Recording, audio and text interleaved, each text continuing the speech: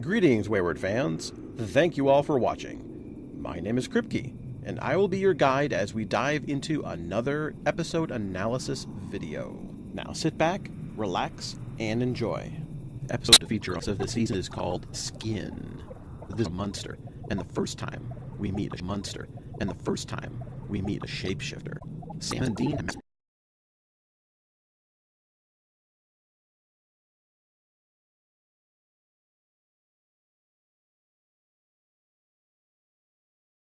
Have you heard of a shapeshifter before?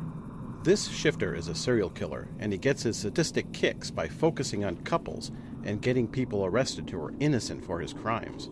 Now he is looking to make Sam and Dean his next plaything, and you even get to see him literally jump out of his skin. Let the hunt begin.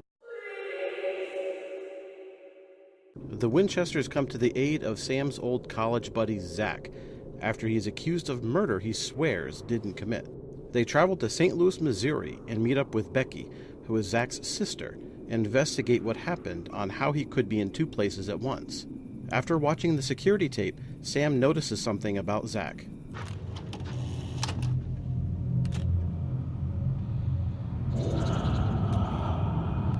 Maybe it's just a camera flare. That's not like any camera flare I've ever seen. They discover a shapeshifter is adopting the likeness of others and murdering people, specifically couples, in a sadistic game he is playing. He changes to look like the boyfriend or girlfriend, then proceeds to torture the significant other until death.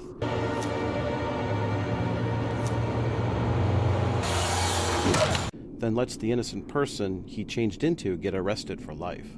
Sam and Dean race to stop the shapeshifter before others find themselves with the same fate as the last victims. Shapeshifter? Something that can make itself look like anyone?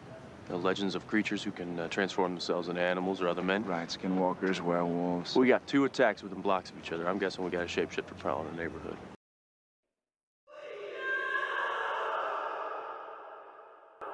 Shapeshifters have several common and rare abilities in the monster category.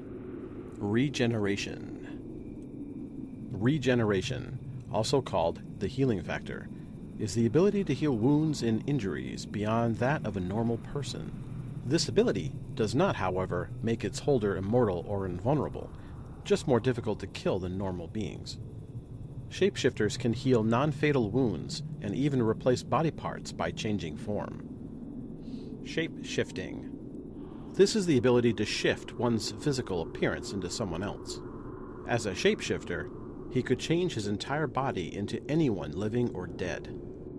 This particular shifter had to shed his entire skin, nails, hair, and even teeth when he changes into someone else. Other shifters have been known to change without shedding. He could also force a retinal flare-like effect onto his eyes. Telepathy. This is the ability to read another person's thoughts and to communicate mentally. As long as the human he was impersonating was alive, he could access their thoughts and memories to help with his disguise. Super speed and strength.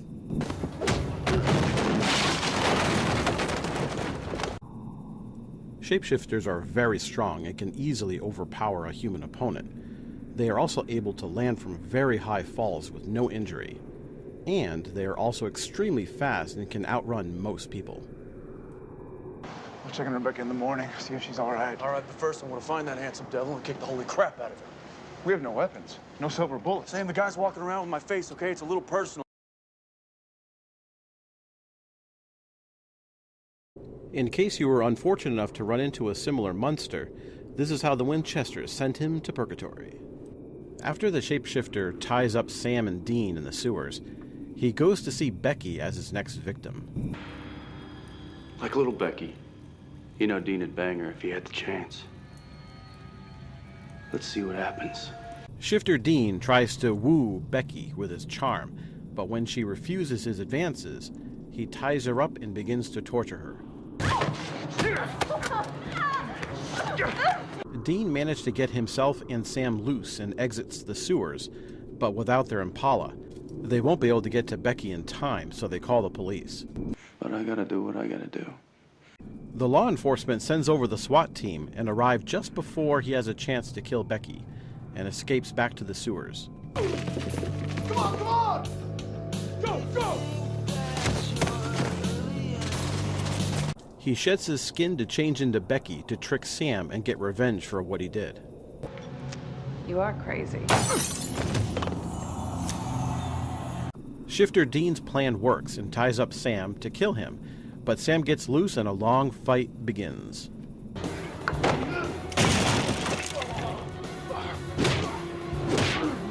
The shapeshifter eventually wins, but the real Dean finally arrives and puts 2 silver bullets into his chest.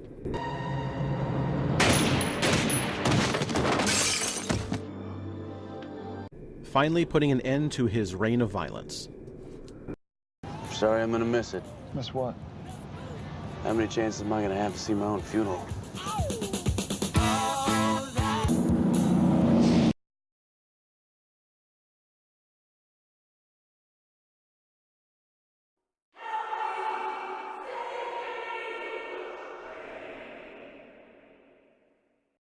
This is the analysis and reveal, where I put the episode under a microscope for your entertainment and knowledge. Number 1. When the boys get back on the road, Dean drives right through a stop sign when he starts to head to St. Louis, Missouri.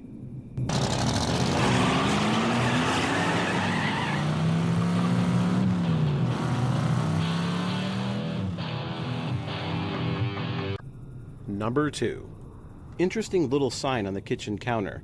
When in doubt, add more wine. This must be a family who loves their wine and foods. Number 3. Okay, girls, it's time to drool. Jensen Ackles appears shirtless in this episode. This was devised by Eric Kripke to meet the overwhelming number of requests that he was receiving from fans for Ackles to appear wearing less clothes. Unfortunately, the scene in question might cause you to get nauseous due to him skin changing.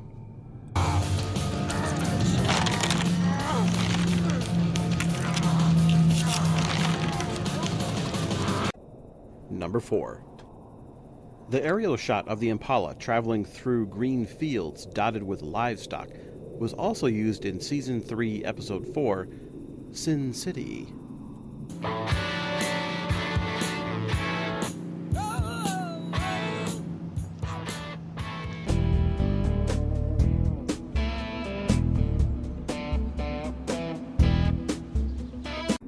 Number 5. When Sam was checking his email, you could see his email address at the top. It says lawboy@stanford.edu. This email from this girl, Rebecca Warren, one of those friends of mine. She hot?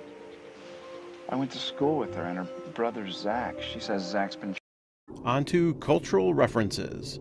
Number 1. In the first few minutes of the show, we follow SWAT members into the house. The music playing is Inagada da Vida by Iron Butterfly, which pays homage to the 1986 movie Manhunter, where this exact scenario was first seen. Nice and easy. Do it! Number 2. Jensen Ackles also played the brother of another Sam in Dark Angel with Jessica Alba. Also, he played 2 versions of himself, Ben and Alec, just like in this episode of Skin. Number 3. I really wish things could be different, you know? I wish you could just be Joe College. Yeah, that's okay. Even at Stanford, deep down, I never really fit in. Well, that's because you're a freak. Yeah, thanks. This is a reference to Tim Parada's novel about an Ivy League student in a fraternity who's known for being the typical partying college kid. Number 4. Evolution is about mutation, right? So maybe this thing was born human, but was different. The shapeshifter pretending to be Dean and Rebecca talk about genetic mutation and evolution. This is the main theme in the X-Men films, and one mutant, Mystique, is a shapeshifter.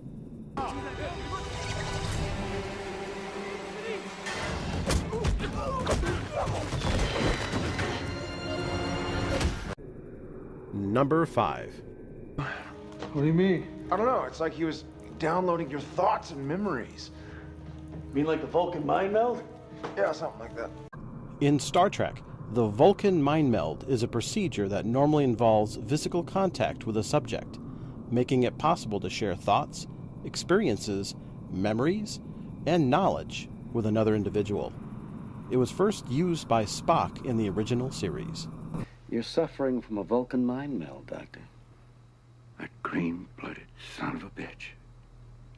It's his revenge for all those arguments he lost. On to Deja Vu. Number 1. Anita Brown, who plays Lindsay, also plays Hope in the episode Wishful Thinking, which is Season 4, Episode 8. Make it up to you.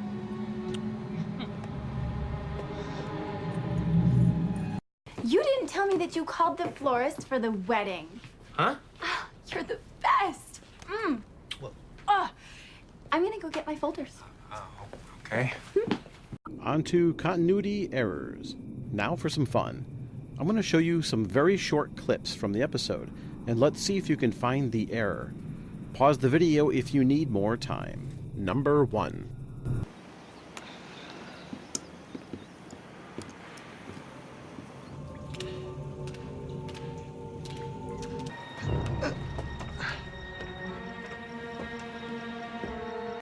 When the Winchesters enter the sewer a second time, it's daylight outside. Not too long after, when they run into the shifter and chase him out of the sewer, it's now nighttime. Number 2. That better be you, Sam, and not that freak of nature. Didn't just look like you. He was you. Or he was becoming you. What do you mean? I don't know. It's like he was downloading your thoughts and memories. When Sam is tied up in the shapeshifter's lair, the placement of the ropes binding him keep changing. In the first scene, the ropes in the middle are across his chest and slightly apart. After the shifter leaves, Sam has a tarp on him, and the ropes across his chest appear to be in the same spot still. When we cut back to Sam, the tarp is magically gone, and if you notice the ropes across his chest, they're now spread apart with one above his shoulder. However, after the cut back to Dean, the ropes have moved once again where they were at the very start. Number 3.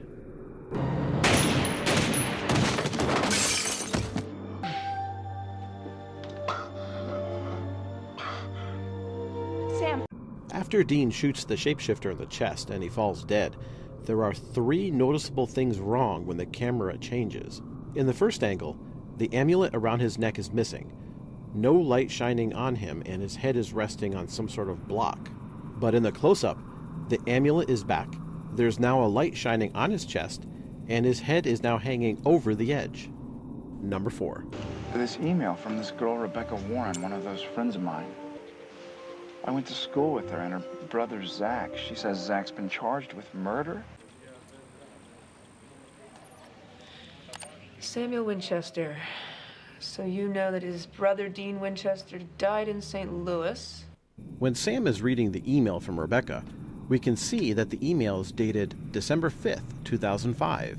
However, in episode 15, The Benders, when Officer Kathleen Hudak brings up Dean's info, it showed his alleged death date as March 7th, 2006. Since this episode only takes place over the course of about 1 week, one of these dates must be inaccurate. Number 5.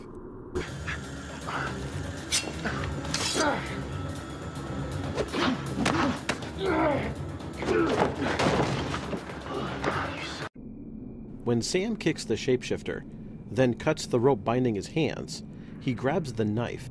Then Dean grabs his arm and flips him to the floor. The knife disappears and no metal is heard hitting the floor. Number 6.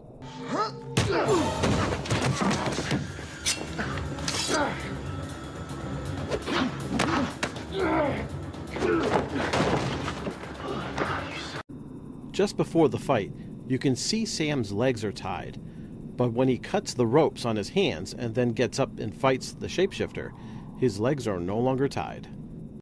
Now let's tally up the number of kills done by this polyjuice guzzler. While Sam and Dean were in the sewers, they did notice a lot of other skins and clothes left on the ground, so there is no telling how many other murders this shapeshifter left in its wake of carnage. When he killed Emily, that was a big mistake, as it brought the Winchesters to town. His final kill was Lindsay, before Dean was able to get a silver bullet into his chest. I'd like to see him regenerate out of that one. There is now another monster heading to Purgatory. If anyone would like to know more about the myth and legend of shapeshifters, please check out the links in the description below. If anyone has an interest in real paranormal investigating, or simply have a story, video, or photo you'd like to share, reach out to Thomas D'Agostino, public speaker, author of 12 books, and over 38 years of paranormal investigating. He is always looking for new stories and experiences to share. You can find his contact info in the description below. Please remember to like and subscribe to become a member of Kripke's Supernatural Hunters. And don't forget to click the bell so you'll be notified of any new videos. I'd love to hear from you. Please feel free to leave me a comment or any questions you may have below. Thank you so much for watching, Wayward fans, and as always, carry on the hunt.